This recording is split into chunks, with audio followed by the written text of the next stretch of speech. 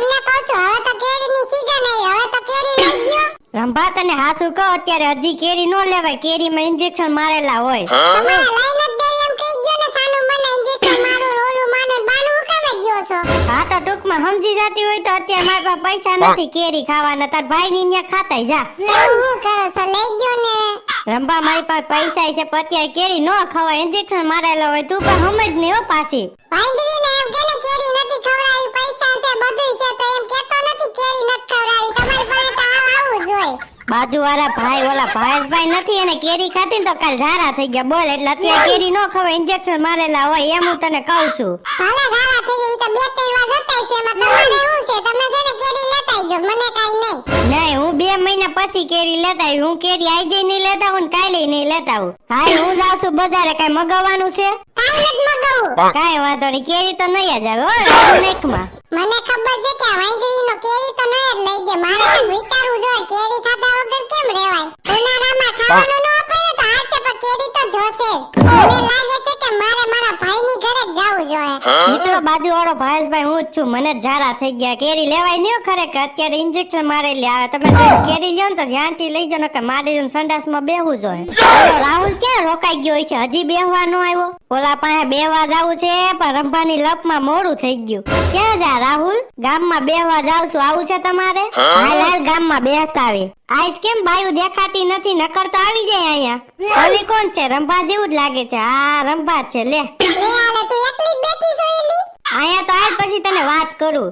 હેલી બાયુ કેમ કે દેખાતી નથી, તું એકલી ગઈ છો બેહવા? ઈ તો મને નથી ખબર કે બાયુ આજ કેમ નથી આવી, પણ તને કઈ વાતની ખબર છે કે નહીં? નહીં, ગામની વાત છે, ગામની વાતની તો મને નથી ખબર. એ આપણા ગામના ઓલા નટુ કાકા નથી? નટુ કાકા કી નટુ કાકા? હા સમજી ગઈ, નટુ કાકા ને. હા તઈ નટુ કાકા કાલ છે ને કપડા ધોતા હતા ને. ઊભી રે નટુ કાકા થોડા કપડા ધોવે, એની પત્ની નથી મંગુમાં? અરે રંભા નટુ કાકાની પત્ની મંગુમાં છે ને, ઈ તો બહુ એટલે બહુ લુચારી હે. કઈ હું બિચારા પાસે કામ કરાવે, એક તો ગઈઢા જેવા થઈ ગયા છે ને. તું ઓછીની નથી કહે તો રાહુલભાઈ ને તું હાવેની દીદી હોય. ઈ તો કયા ખાવાની દો કે કામ વધી ગયું હોય ને તઈ વૈષ્ણવ વાત નાખમાં તું વાત કરતી હોય એમ કઈ. તઈ નટુ કાકા કપડા ધોતા હતા ને તો કપડા તો ધોવાઈ ગયા, એને એમ લાગ્યું લઈને જરીક આરામ કરી લઉં. તો એને આરામ ક્યાં કર્યો ખબર? ખુરશીમાં બેહવા ગયા. તો ખુરશી છે આવ જૂની અને પેલાની, તો એ ખુરશી ઉપર જેમ બેહવા ગયા ને ખુરશીના પાયા બધે ભાંગી ગયા ને નટુ કાકાને ઢીઢું ભાંગી ગયું. ઓહો હો બિચારા નટુ કાકા એક જ ખેતી કામ કરતા રહો તો કાલ ખબર કાઢવા જાવું જોઈએ. હે હારું હાલ, બાયું તો કોઈ આવ્યું નહીં તો આપણે બે વાતો કરી લીધી, હાલો હવે ઘર ભેગી ના થાય બે. હા જો તને મેન વાત કરવાની તો રહે કે મારે હમણાં 2 દી 3 દી ભાઈની ઘરે વયું જાવું છે. આગળનો વાંદરીનો કેરી જ નથી લઈ દેતો. એમ જ કરે રંભાઈમાં કઈ ખોટું નથી, મને જોઈ કેરી નો લઈ દે ને એટલે હું આમ જ કરતી, તું છે ને આમ જ કે. એમ જ કરું છે તું જો ને. ચિંટુ બધા કપડામાં ભરી લીધા ને બટા? હા મમ્મી બધા કપડા આવી ગયા, 4 દિવસના કપડા ભર્યા છે. કઈ બાજુ ઈપડું આખું ઘર? પપ્પા અમે જાય છે મામાની ઘરે. કાયમ માટે કે 2-3 દી રોકાવા હાટું? તમે કહેતા હોય તો કાયમ વયા છે, તમારે તો ઈ જ જોતું હોય ને વાંદરીને.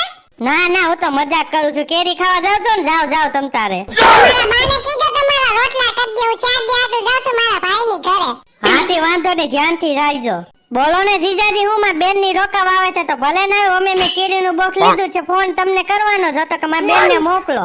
11 વાગે તો પૂગી જાય ને. હા વાંધો નહીં, હાલો. બેન ની આવવાના છે, હારું આવી જાય તો કેરી એને ખવાઈ જાય ને. કોની એને વાત કરતા હતા અને કોણ આવવાનું છે? એ બેન ને ભાણુભા આવવાના છે. હું છે ને અત્યારે બજારેથી કેરીનું બોક્સ લેતા હોય એટલે બેન ને ભાણુભાઈ કેરી તો ખાય. લે હાલે બેન ને ત્યાં કેરી નહીં જતી હોય કે અહીંયા રોકાવા આવે છે? એકાદું કેરીનું બોક્સ લઈ લેતા હોય તો ઠેઠ અહીંયા ઠેઠ ગુડાય. ભાઈ હું છે કે હાલો બકાલું આવી ગયું, બકાલું છે લેવું છે? 20 રૂપિયાનો ભીંડો ને 10 રૂપિયાના ટમેટા લેવા છે? તારો ડો હું એમ પૂછું છું કે હું છે એટલે કે કેરીના ભાવ હું છે, તો એમ ચોખ્ખો જ કરો ને, નકર અમે તો કેરી જ વેચી છે. આ હું તને ભગવાને બનાવો તો કાચબો ને બની ગયો માં, એવું નથી થઈ ગયું ને?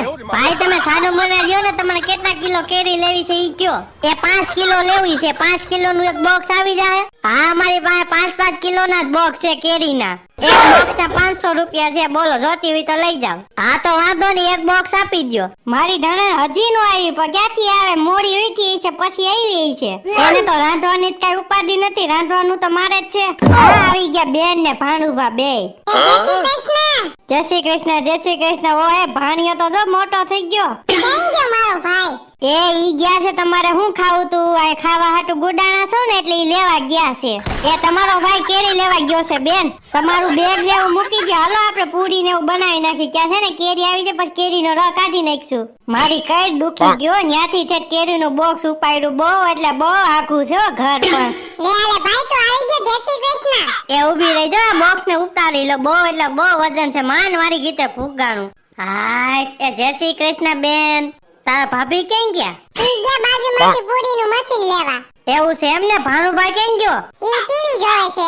હારું હારું હાલો હું છે ને બાઈને બેઠો તમે રહ કાઢી નાખો હાલો કેરીનો રસ હું કાઢી નાખું. બસ એટલા તો વાટ્યા ઘણાય હવે નથી કેરી ઘોરવી. તમને કહું બેન ક્યાંય મને મશીન જઈરું જ નહીં ઓહે તમે તો રહે કાઢી નાખો કાઢી જ નાખે ને તું શું આસુના પેટની એટલે હું અમારે રાહ જોયા રાખો ને અમને લાગ્યું હોય એક ટાઈમ ભૂખ. હવે એક કામ કરો પૂરી બુરી કઈ બનાવી નથી વાટકા માંડો મોઢે. હા તું અહીં રહ પીવા દેવી છો નકરો ભાઈ કેમ ગયો ને બરકી ગયો હાલો. હાલો હું એને બળકી ને આવું હો હા તમે સો ટાઢોરીના પેટના એક તો મને ને ચીટુને ભૂખ લાગી હોય.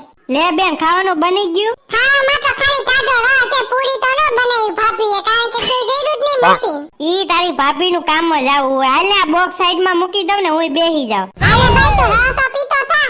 વાહ મામી ને ભાણિયા ને મૂકીને ભાઈ બેન રહ પીવા માંડ્યા તઈ તમે ગુડાવ નહીં તો એમ જ કરીને બેહી જાઓ ભાભી ને બેહી જાઓ. હાલો બધા શાંતિથી રસ પી લ્યો. એ સંડાસ માં કોણ ગયો છે એના પછી હું જાય હો સંદેશમાં તો અત્યારે તો ચીંટુ ગયો છે એના પછી તમે લઈ જાઓ એના પછી હું જાય. મિત્રો તમે વિચાર કરતા હશો કે આ ભાઈ બેન શું વાતું કરે છે પણ કરે જ ને બેયને ઝાડા થઈ ગયા મને હોતે ને થઈ ગયા કેરી ખવાય ને વાત સાચી હતી ઓલા ભાઈ ની એ બા હાસુ કા કેરીમાં ઇન્જેક્શન મારતા હઈ છે. આપણે જીજાજી ની વાતું માયના નહીં ને એટલે જો બધાયને ઝાડા થઈ ગયા પપ્પાની વાત માની હોત ને તો મારા દવા સંડાસમાં ન આવવું પડત.